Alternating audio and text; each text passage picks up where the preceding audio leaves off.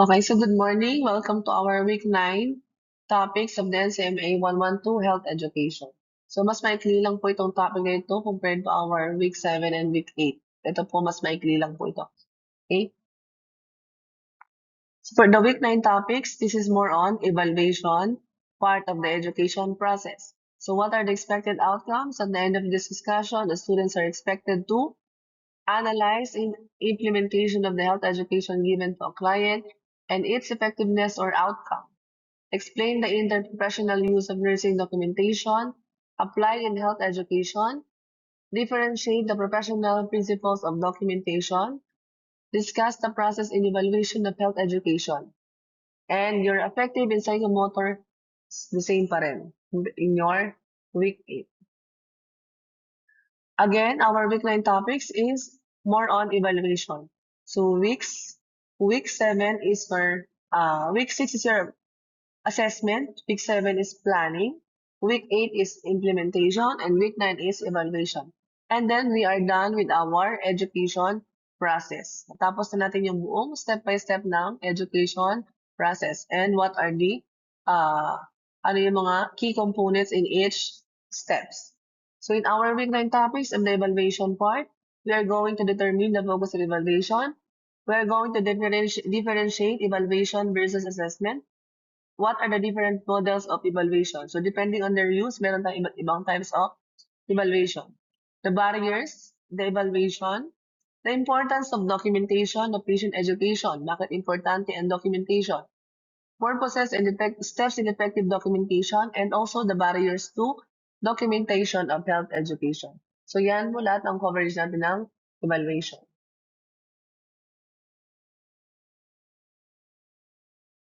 Okay. Our first topic, evaluation in the healthcare education. So when you say evaluation, this is a systematic process that judges the worth or value of something. Teaching and learning is being judged. So again, evaluation is a siyang process that can justify that what we do as a nurse and as nurse educator makes a value. Okay? Nakapag-add tayo ng difference in the care we provide. So again, this is a vital part of the teaching process because it determines whether the health teaching objectives were achieved and whether the learners have gained the intended knowledge, skills, and behavioral change. Okay, nag-improve yung kanilang cognitive, affective, and psychomotor domain. Also, evaluation is important kasi it helps us educator or nurse educator to improve the quality and effectiveness of health education program. So, meron tayong mga processes within other processes or ito yung mga processes na merong evaluation part. Okay? For example, decision-making process, education process, and your nursing process. So, lahat yan ay merong evaluation part. Kasi nga, a nurse provides health teaching, observing the patient.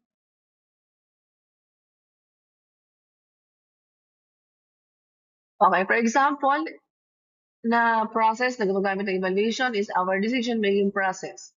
So, when you say decision-making process, ito yung process, systematic siya kasi siya ay sunod-sunod, step by step, used to choose the best possible option or solution among several alternatives. So, it is commonly used in management, healthcare, education, and everyday life to ensure logical and effective choices. So, meron tayong different steps na pinapollow dito. So first is to identify the problem. You have to recognize that the problem or situation requires a decision. So clearly define what needs to be solved. Kung meron kang nahihirapan ka mag-decide on something. Next, generate options. Paano ka makakapag-generate ng options? You have to gather information. So you have to collect relevant data, facts, and evidences about the problem. So this may include research, observations, or expert opinion. Next, identify the possible alternatives or analyze the option. So list all the possible solutions or course of action that you have. Ano yung mga options that you have. And then consider different perspective and option. Ano ibig sabihin nun? You have to analyze your option each. Okay? Analyze the advantage and disadvantage of each options. Consider factors such as alin yung pinaka-magastos, alin yung pinaka-effective, what about the risk, alin yung pinaka-risky, and ano yung makakapagbigay sa'yo ng best outcome. So, isa-isahin mo lahat ng options mo and then analyze or compare each option. And then, select the best option. So, you choose the best alternative. Select the option that best solve the problem and meets the objective after your analysis.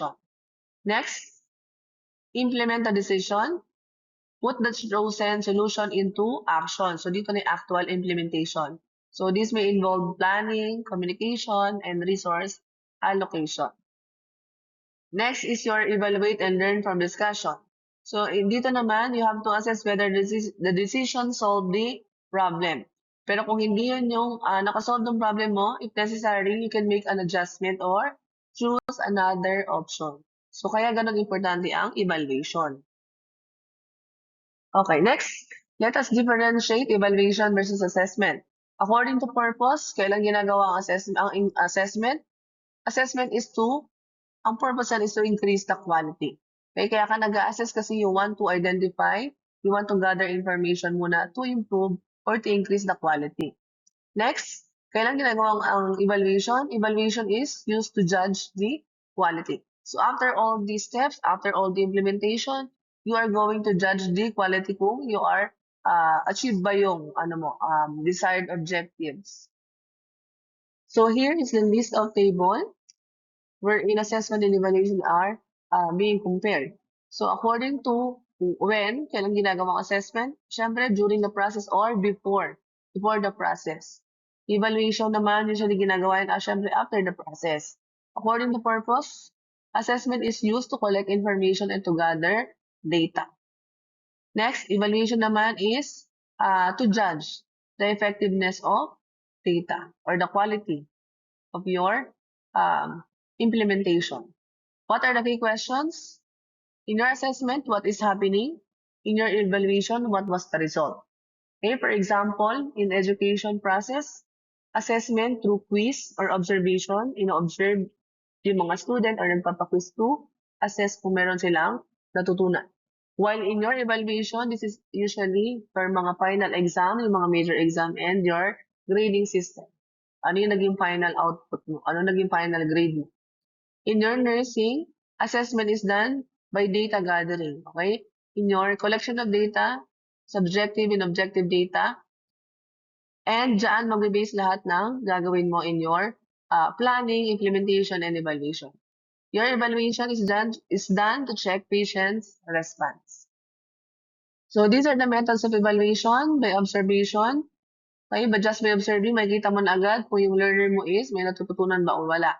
By interview or by directly asking question, questionnaire or written exam, record review, secondary analysis of existing database. This is appropriate in the classroom setting. Okay, hindi naman tayo magpapa-written exam sa mga patient natin. Kundi ang applicable sa kanila is observation and interview. Okay, so we have different evaluation models or different types of evaluation according to their use. We have total program evaluation, process evaluation, content evaluation, and outcome evaluation, and also your impact evaluation.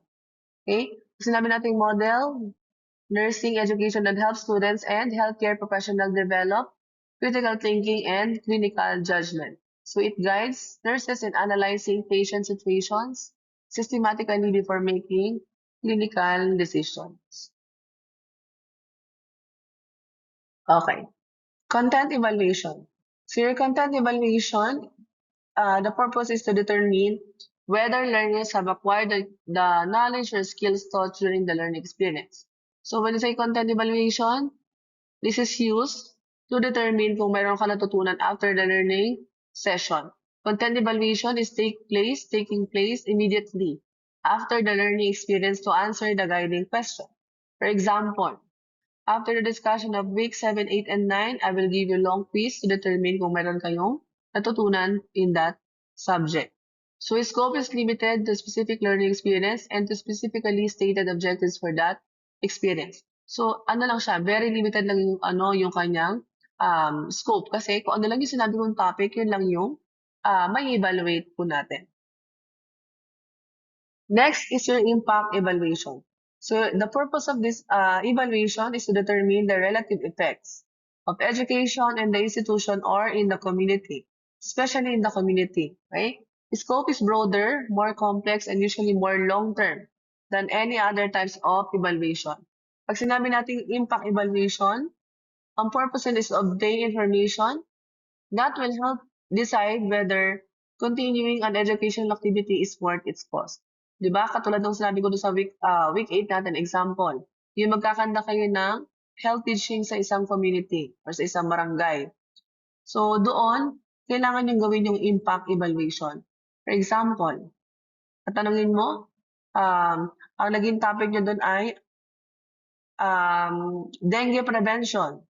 So, para ma-assess mo, para ma-evaluate mo kung naging effective yung health teaching, babalik ka after a year in the community, after the program, about dengue prevention. So after a year,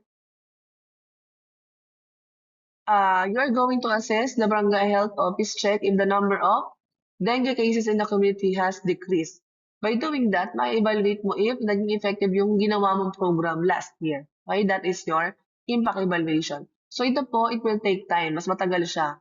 Okay? So scope is broader, more complex, and usually more long-term than other types of evaluation. Compared dun sa una nating type of evaluation na right after the learning process, na, pwede ka nang ma-evaluate. Ito, hindi mo naman agad-agad ma-check kung effective yung ginawa mong dengue prevention kasi it will take time. Next is total program evaluation. So the purpose of this is to determine the extent to which all activities for an entire department or program over a specified time meet or exceed the goal originally established. Scope is broad, generally focusing on overall goals rather than specific learning objectives. Again, when you say total program evaluation, this is used specifically in the entire department or program. So, bakit siya naging iba in the other types of evaluation? Kasi nga, ang focus niyan is the overall goals kesa dun sa specific learning objective. For example, dito, ang ina-assess natin is the program effort or the examination of the program operation. Okay? For example, at the end of the school year, the nursing department reviews all its teaching activities, student performance, and licensure examination result to see if the program met its goal of producing competent nurses. So, ang ini-evaluate natin dito usually ay entire program, okay? Not just the learning objectives.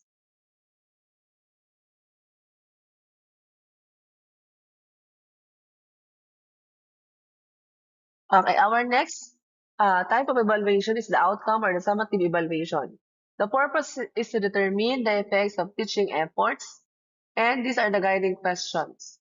When you say outcome or the summative evaluation, from the name itself, it referred to as a summative evaluation because its intent is to sum what happened as a result of education. So halos same lang po ito ng content evaluation. So these are the guiding questions. Was teaching appropriate? Did the individual learn? Or were behavioral objectives met? Okay, for example, after completing the first aid course, the instructor checks if student can respond correctly in a simulated emergency.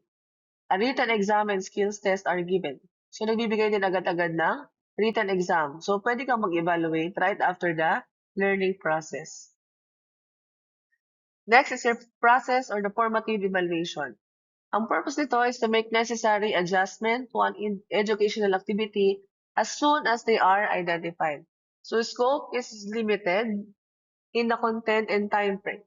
So, again, the purpose of process or formative evaluation is to make adjustment in an educational activities as soon as they are needed, whether those adjustments be in personnel, materials, facilities, objectives, or even one's own attitude.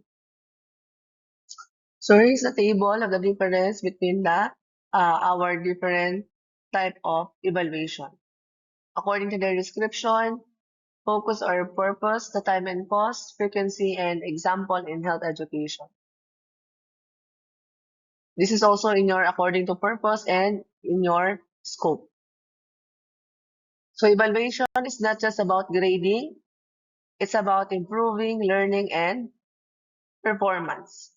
Again, ang goal natin is to improve our patients' cognitive, affective, and psychomotor domain. So we have different barriers to evaluation, such as lack of clarity, lack of ability, and fear of punishment or loss of self-esteem. When we say barriers, these are factors that limit, delay, or prevent the accurate assessment of outcomes or effectiveness of a program, intervention, or decision. So in healthcare, education, and research, these barriers can affect the ability to determine whether goals or objectives were successfully achieved. Ano yung isa sa barriers, common barriers in evaluation? So, lack of clarity, lack of clear objectives. When goals are not well defined, okay, hindi na ginamit yung SMART method or the ABCD approach, it becomes difficult to measure success or the outcomes. Mahirap pag-evaluate. Insufficient data, limited or incomplete information can prevent proper assessment and analysis. Time constraints, kulang ka sa time. Evaluation requires adequate time for data collection, analysis, and interpretation. So busy schedules may hinder this process. Limited resources, lack of funding, tools, equipment, or personnel can restrict evaluation activities. Poor data collection methods, inaccurate yung tools, yung mga survey form na ginagamit, unreliable instruments, or improper procedures may produce invalid result. Resistance from the participants. Okay, hindi ayaw makipag-participate ng patient kasi nga walang rapport na na-build. Lack of training or skills, evaluators may lack of the ability or the necessary knowledge to evaluate. Okay? Bias and subjectivity. Personal beliefs or expectations of evaluators may influence the interpretations of the result. So that is your barriers to evaluation. Okay. We are done with our evaluation. Let us now proceed with our documentation. So documentation of patient education, when we say documentation, this is the written record of the teaching and learning process between nurse and patient. Dapat it should be clear and accurate and accessible to the healthcare team. The purpose of this is to provide proof that patient education occurred and to support continuity of care. Again, ang documentation po natin ay proof na ikaw ay may ginawa sa patient mo, na ikaw ay nag-provide ng health education. If it is not written, it is not done. Yun ang tatandaan po natin. Kahit na ikaw ay nag-provide ng quality care sa patient mo in actual, pero hindi mo naman naisulat, it is not done. Okay? Kasi, again, documentation ang magiging basis. Okay? Documentation of the patient education, what are the things to be include? Ito po yung kailangan niyo isulat. Ano yung tinuro mo sa patient mo? What was taught? Okay? Ano yung subject na itinuro mo? Or ano yung topic na itinuro mo? The patient's response or understanding. Nagkaroon ba siya ng understanding or hindi? Okay? Nagkaroon ba siya ng participation or hindi? Materials used. Ano yung mga ginamit ng materials in your implementation? And nag-follow-up ka ba? Importante din po ang follow-up. Again, in your documentation, kailangan natin protektahan ang confidentiality of your patient. So healthcare professionals should view the security of client documentation as serious issue. Okay? Wag na pong ihayaan na may ibang makaalam ng anything about sa patient mo unless kasama siya sa healthcare team. So failure to comply with legislations falsifying information. O kaya sinulat mo pero hindi mo naman talaga ginawa. Nag-falsify ka ng information. Or providing information without the client or agency's consent may constitute to professional misconduct. Okay? Pwede tayo makasuhan yan. Sharing confidential information is only acceptable in an effort to support the provision of quality care with healthcare team members who are part of the healthcare circle of care. So doon lang po pwedeng umikot yung information ng patient. Doon sa mga members ng healthcare team na nag-aalaga sa kanya. Part of the client circle of care. Documentation in any format should be maintained in areas where the information cannot be easily accessed by casual observers or those not directly involved in the care of the client. Tatandaan po yan ha. Confidentiality. So these are the principles for documentation. These are the essential characteristics of nursing documentation. It should be factual, objective, and client-centered. Okay, when you say objective, factual. So when you say objective, merong basis. Okay, for example, sinabi mo patient is in pain. So very limited lang yung sinabi mo. Dapat mayroon kang basis. Bakit mo nasabing in pain? Ano yung rating score niya sa uh, pain scale? Okay, ano yung mga nakita mong mga subjective data? Anong klaseng pain ba yan? Radiating pains, chronic pain, acute pain, dull, ano pa, sharp, and so on. So, kailangan po in short ay complete and merong basis. Accurate and relevant. It is clear and easy to understand information containing sufficient details. Kompleto po lahat. Complete all the components of the nursing process from the assessment, kasama lahat ng mga nag-gather mong data, planning, diagnosis din, and the actual problem, planning, implementations, and your evaluations. And nagkanda ka ba ng follow-up? Current. Again, it should be up to date. Hindi kung ano yung ginawa mo lang kahapon. Okay? Dapat kung ano yung araw ngayon. Ano yung nangyari ngayong araw. Yun po ang ino-document natin. Okay? Information that is up to date and is recorded during or as soon as possible after the intervention or interaction occurred. Organized, logical, and sequential. So it should be, the information should be in chronological manner so that the nursing decisions are maayos, in logical and sequential. For example, ang shift mo ay 6 a.m. to 6 p.m. So dapat hindi labo-labo. Okay, nauna yung 2 p.m. ng mga ginawa mo kaysa doon sa 6 a.m. Nauna yung ginawa mo ng 6 p.m. kaysa doon sa 6 a.m. It should be in chronological manner. So sunod-sunod po dapat. Compliant with standards of practice and other legal requirements. So information reflects the delivery of safe, competent, ethical, and compassionate nursing care and is consistent with the standards of practice. Kung ano yung naituro sa inyo from the university hanggang sa kung ano yung policy ng the hospital policy, you should comply with the standard. So these are the steps in effective documentation. First, sabi nga natin dapat complete. Follow the nursing process steps. First, assessment. You have to identify the patient learning needs and readiness. And then next, plan. Andun yung clear objectives. Follow the SMART approach and the ABCD approach. Implement. Ano yung ginamit mong instrument or materials in teaching. Evaluation. Note patient's understanding or skill demonstration. Goal met ba or unmet? Or meron kang kailangan i-modify or modify or baguhin sa mga ginawa mong teaching plan kasi hindi naging effective. And then, importante din po yung follow-up. So, document any reinforcement na ginawa mo after ma-evaluate mo na naging hindi effective yung teaching session. Barriers to documentation of health education, time constraints. Kasi sa sobrang dami ng ginagawa mo, okay? For example, ang duty mo nga 6 a.m. to 6 p.m. So, busy workload limits time to document. Kasi meron kang patient na for blood transfusion, meron kang for admission, meron kang tatawagan sa laboratory, meron kang ipapalo up sa doktor, meron nanghihingi ng gamot, meron kang papakainin, meron kang huhugasan ng ano, meron may nagde-deteriorate na patient, may sumasakit na yun. So, ang dami mong ginagawa, okay? Kaya minsan yung documentation ay nawawala na sa ano natin, sa isip natin. Lack of standardized forms, no clear template for education notes. Pero lagi niyong tatandaan, kasama lang yan sa independent nursing intervention. Kasama lagi ang nag-provide kayo ng health education in your patient. Forgetting to document, teaching done but not recorded.